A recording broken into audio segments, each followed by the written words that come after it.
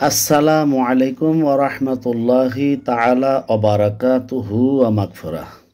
সম্মানিত দেশবাসী, দূরে ও কাছে, দেশ ও প্রবাসে, যে যেখান থেকে আমার এই ভিডিওটুকু দেখছেন, আপনাদের সকলকে জানাচ্ছি আন্তরিক মোবারকবাদ।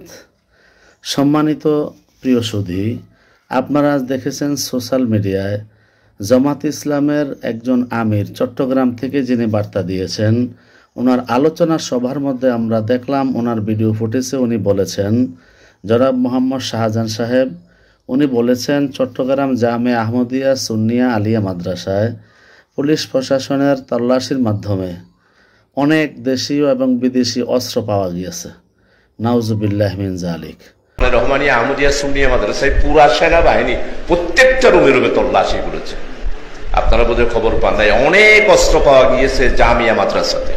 যদি দেশি এবং বিদেশি অস্ত্র পাওয়া যাইতো জামে আহমদিয়া সুন্নিয়া মাদ্রাসায়, তাহলে অবশ্যই সেই ভিডিও ফুটেজটা বিভিন্ন মিডিয়ার মাধ্যমে সোশ্যাল মিডিয়ায় সেটা ভাইরাল হইতো, আসতো, পত্রিকায় আসতো, কিন্তু আমরা সেটা এখনও দেখি নাই।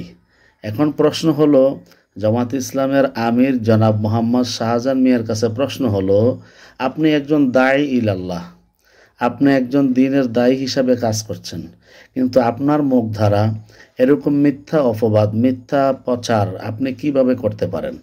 কারণ আপনি তো একজন দ্বীনের প্রচারক, যেহেতু ওখানে আপনাদের আলোচনা সভা, তাহলে আলোচনা সভার ভিতরে আপনি মিথ্যা প্রচার কেন করছেন? আপনার কাছে প্রশ্ন। আর আপনি আরও বলেছেন যে, আপনারা শুনুন উনি কি বলছে, দেখেন। ভান্ডারের ঘেরাও করা হোক, ওইখান থেকে উদ্ধার করা হোক, সমস্ত পটিয়ার আমির ভান্ডার ঘেরাও করা হোক, সেখানে অস্ত্র পাওয়া যাবে।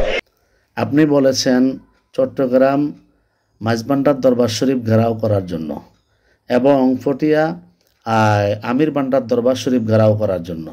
যদি ওখানে ঘেরাও করা হয় তাহলে ওখানে আরও অস্ত্র পাওয়া, বিপুল পরিমাণে অস্ত্র পাওয়া যাবে। নাউজুবিল্লাহ মিন জালিক।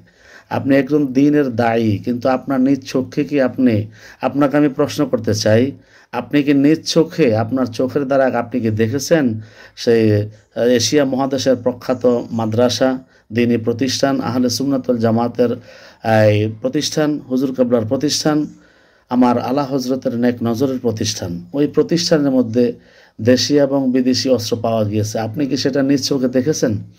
যদি দেখে থাকেন তাহলে অবশ্যই আপনার ভিডিও ফুটেজের মাধ্যমে সেটা সোশ্যাল মিডিয়াতে প্রকাশ করবেন। আর যদি না দেখে থাকেন তাহলে আপনি যেহেতু দ্বীনের দায়ী, একজন দ্বীনের দায়ীর দিকে রাষ্ট্র তাকিয়ে আছে, একটা সমাজ তাকিয়ে আছে, একটা জাতি তাকিয়ে আছে। ওই জাতি তাকিয়ে থাকে এই লোকটা কি বলে তাকে মেনে, তাকে অনুকরণ করে তার জীবনটা গঠন করে। তো আপনি যে মিথ্যা প্রচার করছেন, আসলে এটা কি কোরআন সুন্নাহ মোতাবেক সত্য না মিথ্যা? অবশ্যই আপনি মিথ্যা প্রচার করেছেন, আপনি তওবা করতে হবে। কারণ রাসূল সাল্লাল্লাহু তাআলা আলাইহি ওয়াসাল্লাম বলেছেন, আল গিবাতু আসাদ্দু মিনাজ জিনা। হ্যাঁ, গিবত হচ্ছে জিনার চাইতে আরও নিকৃষ্ট। আপনি না দেখে, না জানে, না শুনে, আপনি কোথায় থেকে শুনছেন না কি বলছেন, কিন্তু আপনি বলে দিয়েছেন। তাহলে আপনি সেটা যাচাই বাছাই না করে আপনার মুখ দ্বারা মিথ্যা রচনা করা, এটা গীবতের অন্তর্ভুক্ত হয়ে গিয়েছে। অতএব আপনি জেনার সমতুল্য গুনাহগার হয়ে গিয়েছেন। আপনি অবশ্যই তওবা করতে হবে, জাতির সামনে প্রকাশ্যভাবে তওবা করতে হবে, আল্লাহর দরবারে তওবা করতে হবে। আল্লাহ রাসূল সাল্লাল্লাহু আলাইহি ওয়াসাল্লাম আরও বলেছেন, গিবাতু আসাদ্দু মিনাল কাতলে, গিবত হচ্ছে কতলের চাইতে আরও জঘন্যতম গুনাহ, অপরাধ। তাহলে আপনি যেটা গিবত করতেছেন, সোশ্যাল মিডিয়ার মধ্যে গিবত করেছেন, তাহলে সেটা আপনি কতলের চাইতে আরও নিকৃষ্টতম কাজ করেছেন, কারণ ইসলামে কতল করা জায়েজ নেই। তাহলে এখানে আল্লাহ রাসূল সাল্লাল্লাহু আলাইহি ওয়াসাল্লাম আরও বলে দিয়েছেন, আজমানুল্লাহুল জান্নাহ, ব্যক্তির কথা কোনো কোনো কথার দ্বারা জান্নাতি হয়ে যায়, আবার কোনো কোনো কথার দ্বারা ব্যক্তি জাহান্নামী হয়ে যায়। তাহলে অবশ্যই আপনি যেহেতু একজন দ্বীনের দায়ী হিসাবে কাজ করছেন, অবশ্যই আপনি সেটার সত্য এবং মিথ্যা যাচাই না করে আপনি সোশ্যাল মিডিয়া বক্তব্য দিয়ে দিলেন। এটার জন্য আপনি বড়ই গুনাহগার হয়ে গেছেন, মারাত্মক গুনাহগার, কবিরা গুনার সমতুল্য হয়ে গিয়েছে।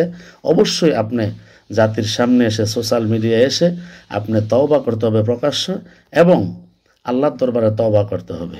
কারণ কখনো দ্বীনের দায়ীরা এরকম কথা বলতে পারে না, তাদের মুখ দ্বারা আসতে পারে না। অথচ আমরা সোশ্যাল মিডিয়ার মধ্যে দেখেছি বাংলাদেশ আহলে সুন্নাত ওয়াল জামাতের অনুসারী একজন লোক আশেক রসুল হজরত মাওলানা রইসুদ্দিন আল কাদির রহমতুল্লাহ আলাইকে যারা নৃশংসভাবে হত্যা করে দিয়েছেন, হ্যাঁ, এই ইমামের জন্য আহলে সুন্নাত ওয়াল জামাতের সকল মানুষগুলি নেমে পড়েছে, এটার প্রতিবাদ করেছে, নিন্দা জানিয়েছে।